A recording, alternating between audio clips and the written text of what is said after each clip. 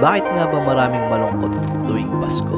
O sabi nila, malungkot yung Pasko. Tingin ko hindi naman talaga yung Pasko yung nakakalungkot sa tao. Ang tingin kong nakakalungkot dun ay yung matatapos na naman yung isang taon. Minsan nakikita ko sa mga birthday posts na +1, level up. Pero tingin ko, sinusukat natin yung level ng narating natin tuwing bago mag-end of the year. Kaya merong malungkot, merong masaya. Pero mas marami yung malungkot. Bakit? Kasi nga, malapit na namang matapos yung taon na ang daming bagay na hindi mo nagawa o hindi mo na-achieve na binalak mo noong bago pa lang sumapit yung matatapos na taon. Kaya nasusukat yung pag-level natin hindi tuwing birthday, kundi bago matapos yung taon. Kasi nga, tatapos na naman yung taon, doon natin na-realize yung mga nasayang na opportunity, nasayang na oras, at nasayang na panahon. Pero okay lang yan. I mean, hindi siya okay, pero okay siya na nare-realize mo yung mga ganong klaseng bagay para makabawi ka sa susunod. Bawi na lang tayo next year.